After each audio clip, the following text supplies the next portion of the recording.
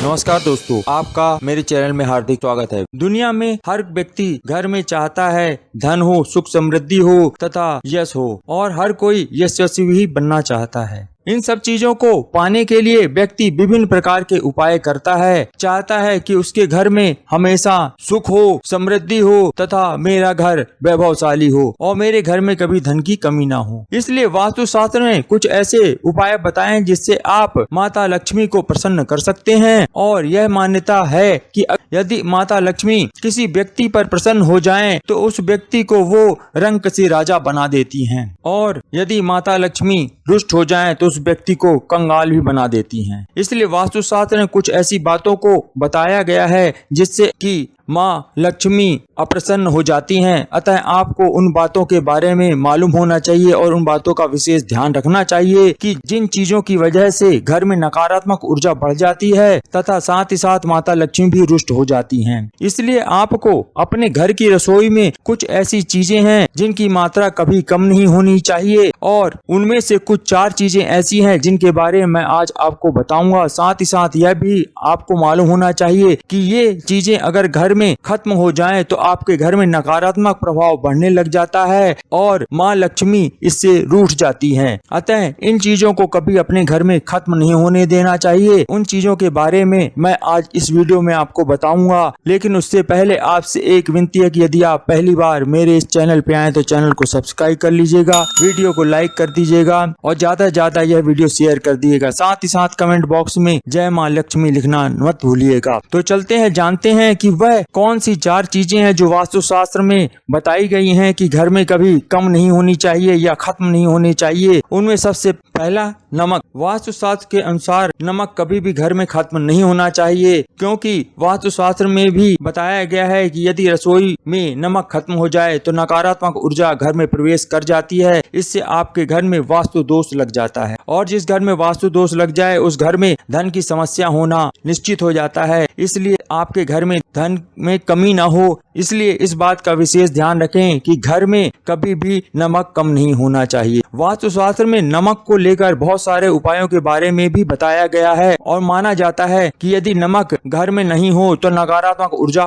बढ़ जाती है। और माना जाता है कि जिस प्रकार भोजन में नमक नहीं होने से स्वाद गायब हो जाता है, आप स्वादहीन खाना खाते हैं, और उसी तरह रसोई से नमक खत्म होने पर आपका जीवन बेस्वाद हो सकता है। आपका जीवन बेस्वाद ना हो, आप ध्यान रखें कि आपकी रसोई में नमक कभी भी खत्म नहीं होना चाहिए। दूसरा, हल्दी। वास्तुशास्त्र में हल्दी का उपयोग शुभ कार्यों में अवश्य किया जाता है, इसीलिए हमेशा हल्दी का इस्तेमाल शुभ कार्यों में करते हैं। इस हल्दी से भोजन में रंग रूप लाने के साथ साथ शुभता का कारक भी होती है। इसी कारण से हल्दी का प्रयोग घरों में बताया गया है। विशेष रूप से ज्योतिष शास्त्र के अनुसार घर में हल्दी खत्म होना अशुभ माना जाता है। इससे कुंडली में गुरु ग्रह का दोष लगता है, इसलिए आपकी रसोई में हल्दी कभी खत्म नहीं होनी चाहिए। यदि खत्म हो जाएगी तो आपके घर में होने वाले शुभ कार्यों में परेशानियां आ सकती हैं। इसलिए आपके घर में जब भी हल्दी खत्म हो उससे पहले ही आप घर में हल्दी ले आएं। यानी यह ध्यान रखना है आपको कि घर में जब हल्दी खत्म होने की कगार में हो उससे पहले ही आप हल्दी खरीद के घर पे ले आएं। यानी रसोई घर में कभी भी हल्दी खत्म नहीं होनी चाहिए। इसके परेशानी का हल यही है कि आप जो मसालदानी में यूज करते हैं थोड़ी सी हल्दी, तो उससे एक अलग डिब्बे में भी पहले से स्टोर करके रखें हल्दी को। ये एक अलग से आपको आसान उपाय बता रहा हूँ जिससे आपके घर में हल्दी की कमी ना हो। तीसरा है चावल।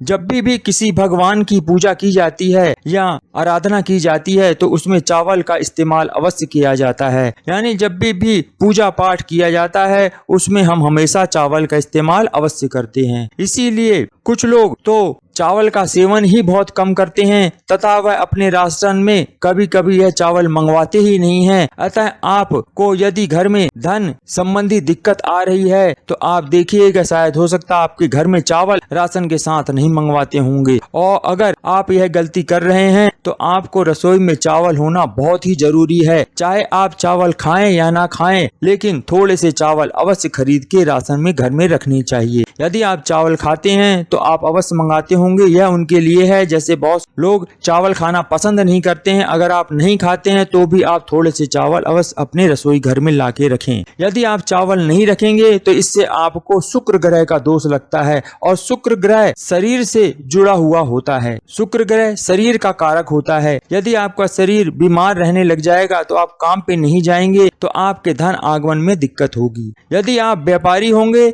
या नौकरी पेशा वाले होंगे, अगर व्यापारी हैं तो आप रोज दुकान नहीं खोल पाएंगे, क्योंकि आपका शरीर कमजोर होगा और या बीमार होने लगेगा, आपके स्वास्थ्य में कमी आने लगेगी। और यदि आप नौकरी वाले हैं तो आप रोज नौकरी पे नहीं जा सकेंगे, तो एक दिन आपकी नौकरी भी छूटने का खतरा बन सकता है। इस वजह से आपके शरीर का नुकसान ना हो, स्वास्थ्य का नुकसान ना हो, अतः आपको चावल अपने रसोई घर में अवश्य रखने चाहिए। और शुक्र ग्रह के दोष के कारण आपको धन से जुड़ी दिक्कतें भी हो सकती हैं, इसलिए आपको हमेशा रसोई घर में चावल अवश्य लाकर रखना चाहिए। चौथा, आटा। जैसा कि आप जानते ही हैं कि बिना आटा के आपकी रोटी बन ही नहीं सकती है, इसलिए आपको आटा अपने घर में लाना ही पड़ता है। हालांकि कई बार महीने के अंत में आपके यहाँ आटा खत्म हो जाता है, इसलिए आप इतनी अधिक मात्रा में आटा लाएं कि आपके घर में महीने के अंत में आटा खत्म ना हो। यानी आपका जो भी आटा रखने का बर्तन है उसमें आटा कभी बिल्कुल खत्म नहीं होना